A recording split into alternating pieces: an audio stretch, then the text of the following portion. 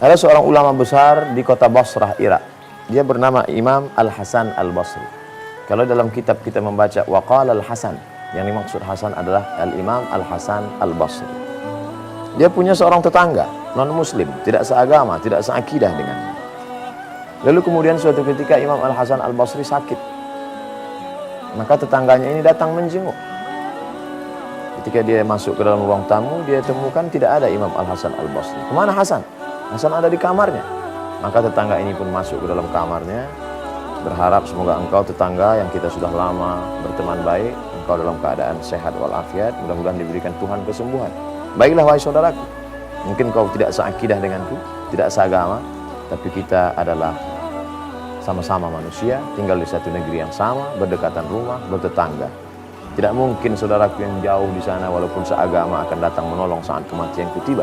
Tentulah tetangga yang dekat ini. Begitu ajaran Islam. Tapi kemudian tetangga Al-Imam Al-Hasan Al-Basri merasa heran, karena dia lihat di sudut pojok, dia lihat ada air yang tergenang di dalam ember. Lalu dia tanya, itu air apa? Itu air untuk menampung ada bocoran dari atas. Itu rumahku wahai Hasan. Iya, air apa? Aku tidak tahu itu air apa. Tapi yang jelas aku tampung, kemudian pagi aku buang. Aku tampung, aku buang. Ternyata setelah ditelusuri itu adalah air dari toilet yang bocor, air najis bercampur yang turun ke bawah. Agama apa yang mengajarkan engkau seperti ini Al-Hasan? Membuang air dari toiletku dan engkau tidak pernah marah, mengamuk, komplain, memukul pintu rumahku. Hubungan kita tetap baik. Sudah berapa lama engkau menahankan derita ini wahai Al-Hasan? Imam Al-Hasan Al-Basri menjawab, Ishruna sana. Sudah 20 tahun lamanya aku menahankan ini. Saksikanlah wahai Hasan, betapa lembutnya hatimu. Aku tidak tahu ajaran apa yang membuatmu begitu baik. Maka saksikanlah wahai Hasan pengorbananmu. Maka saksikanlah asyhadu an la ilaha illallah wa asyhadu anna muhammadan rasulullah. Tetangga Al-Imam Al-Hasan Al-Basri kota Basrah masuk Islam. Tidak pernah Imam Al-Hasan Al-Basri datang marah dan mengatakan, hai penghuni neraka jahanam, kalau kamu mau selamat maka ucapkanlah asyhadu an la ilaha illallah wa asyhadu anna muhammadan rasulullah. Tapi kenapa beliau memeluk agama Islam? Karena kelembutan akhlak, karena budi pekerti, karena tetangga yang baik, karena menahan caci maki sumpah serah. Wa innaka la'ala khuluqin 'adzim. Sungguh akhlak Muhammad sangat mulia. Begitu pujian Allah Subhanahu wa taala kepada Nabi Muhammad sallallahu alaihi wasallam.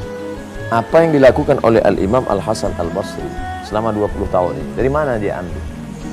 Tentulah dia mengambil itu dari induk, dari segala sumber ulama mengambil kajian. Sedangkan Imam Al-Hasan Al-Basri adalah dari kalangan tabi'in dan beliau seorang ulama. Al-ulama warasatul anbiya. Ulama hanyalah mewarisi ilmu dari para nabi. Ini diambil dari akhlak Nabi Muhammad sallallahu alaihi wasallam. Pernahkah Nabi membalas? Tidak. Apa doa Nabi untuk mereka? Allahumma hdi qaumi fa innahum la ya'lamun.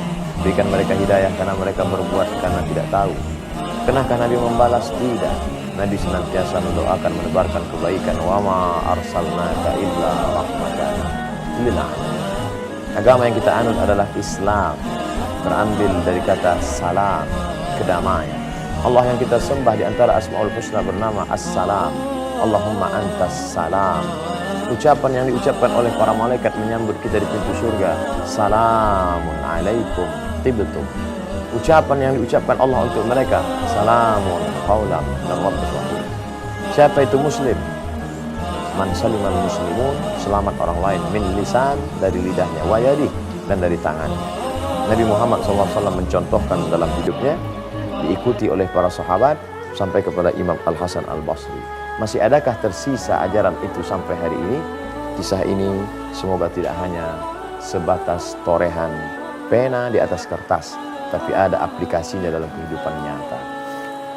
Faqsusil qasasah, ceritakan kisah-kisah itu. La'allahum yatafakkarun. Mudah-mudahan masih ada orang yang mau berpikir. Mudah-mudahan masih ada orang yang mau mengambil pelajaran. Pikiran kita ini kadang terhenti sejenak karena kesibukan mencari nafkah. Tapi di hari baik bulan mulia, kita duduk. Tidak ingin ada waktu yang kosong. Tidak ingin ada waktu yang hampa tanpa penilaian dari Allah Subhanahu wa ta'ala. Sampai-sampai pada saat menunggu berbuka puasa, pada saat dikabulkannya doa, tontonan menjadi tuntunan, kebaikan menebarkan keselamatan, kita ingin mengambil pelajaran berharga. dari seorang ulama yang andai hidup saat ini mungkin sudah 1300 tahun yang lampau. Al-Imam Al-Hasan Al-Basri menebarkan kebaikan pada tetangga, pada sahabat, pada kerabat. Ayyahdiyallahu bika rajulan wahidan, satu orang dapat hidayah karena engkau, khairum min humurin na'am. Boleh jadi ketika menyampaikan ilmu pengajian di masjid, tidak ada yang mendapatkan hidayah, semua hanya mencari ilmu pengetahuan. Karena ini sebatas ucapan-ucapan, kalimat-kalimat untuk orang yang sudah bersyahadat. Tapi betapa bukan dari ucapan, bukan dari kitab, bukan dari hadis, bukan dari ayat Al-Quran, tapi dari perbuatan real yang nyata, langsung dirasakan oleh tetangga. Mereka melihat itu dalam kehidupan Al-Imam Al-Hasan Al-Basri, tersentuh hatinya, lembut jiwanya. Pada saat itu maka ringan lidahnya untuk mengucapkan asyhadu an la ilaha illallah wa asyhadu anna muhammadan rasulullah. Apakah kita dapat melakukan itu?